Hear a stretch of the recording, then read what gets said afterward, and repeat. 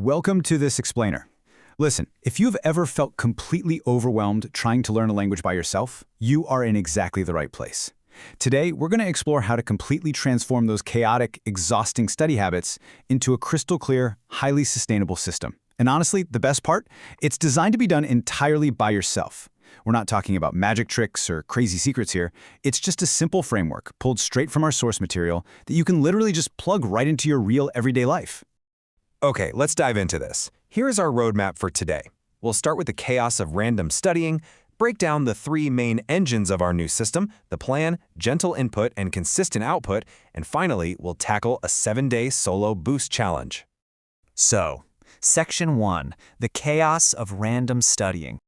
You know, if you've ever sat at your desk thinking, man, I really want to improve, but I have no partner, I have no class, and I just feel totally stuck, I want to completely validate those feelings. Maybe you watch videos and read articles, but you don't see any real change, and you start to think, maybe I'm just bad at languages. Well, let me assure you, you aren't lazy and your brain isn't broken. You just lack a system.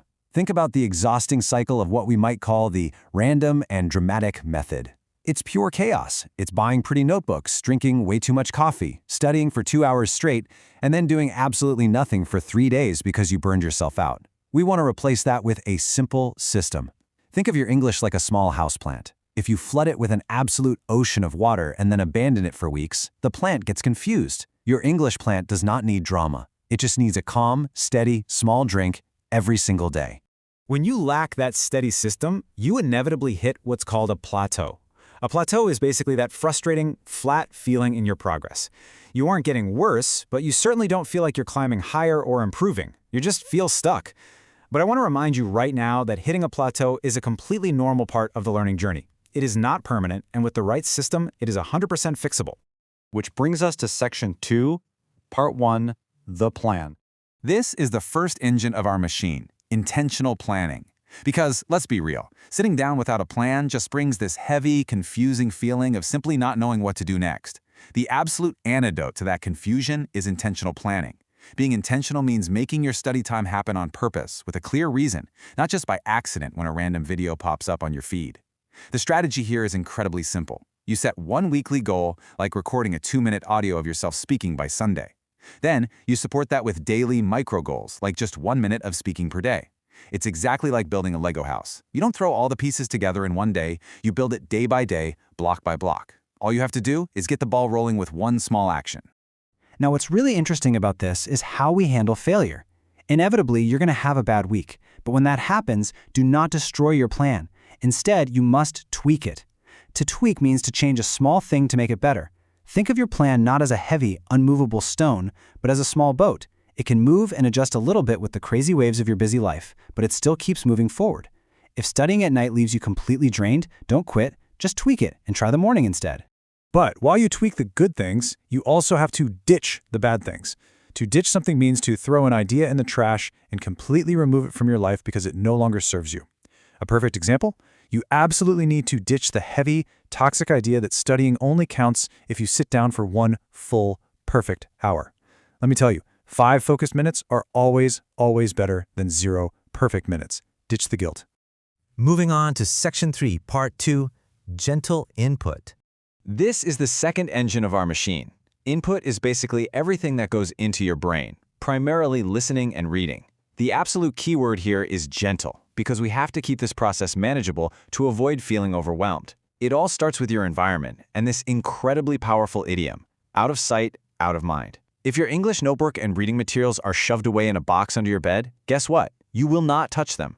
If your eyes don't see it, your brain forgets it. So, to gently immerse yourself, bring English closer. Put a short book right on the table where you drink your morning tea. Tape a piece of paper with 3 new phrases onto your bathroom mirror. Make it visible. And when it comes to listening, you really have to keep it gentle. If you choose audio that's way too fast or complex, your brain will literally stand up and walk out of the room. You'll start drifting off and daydreaming. To avoid this, choose audio that is slightly below your maximum level. Then, apply this incredible method. Listen to just one short line, pause the audio, and repeat it out loud. Doing this creates a tiny feedback loop. You hear the language and instantly train your mouth and ear at the exact same time. It's super effective. And this brilliantly illustrates how we can apply that exact same gentle approach to reading too. Don't start with a massive classic novel. Grab a short article or story and use this reading 3-step loop. Step 1, read it once just to understand the general meaning. Step 2, read it again, but this time hunt for 5 useful phrases. Step 3, actually take 2 of those phrases and use them in your own spoken or written sentences. You see, reading shouldn't just feed your eyes, it absolutely has to feed your speaking. All right, Section 4, Part 3, Consistent Output. This is the third, the final, and honestly arguably the most crucial engine of our machine. Output is where the English actually comes out of your mouth or your hand. It's where the magic happens.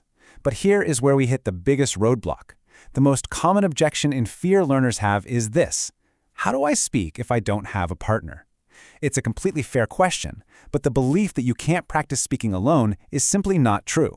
The answer lies in the incredible power of self-talk. You can literally act as your own teacher and your own student.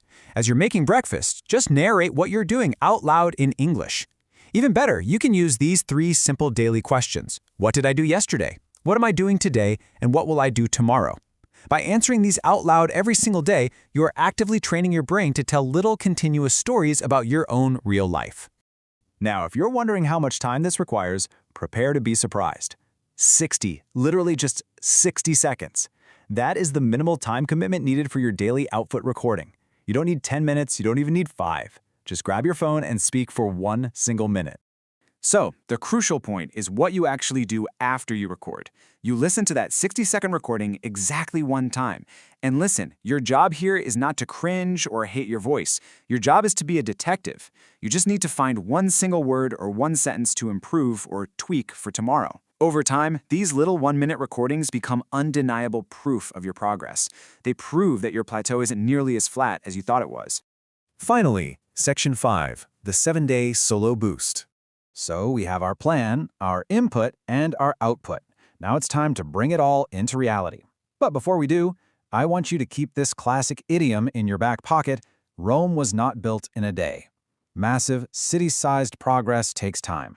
You cannot build a city or your language fluency in a single weekend. But you can start today. You really just need to squeeze in a few minutes right now to get the ball rolling. Let's move to the challenge and see how this builds into our final goal. Here is your 7-day solo boost.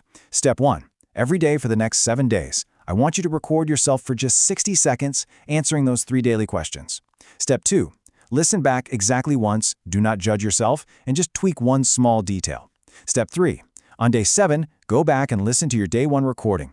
Notice your flow, notice your confidence, and really notice your growth.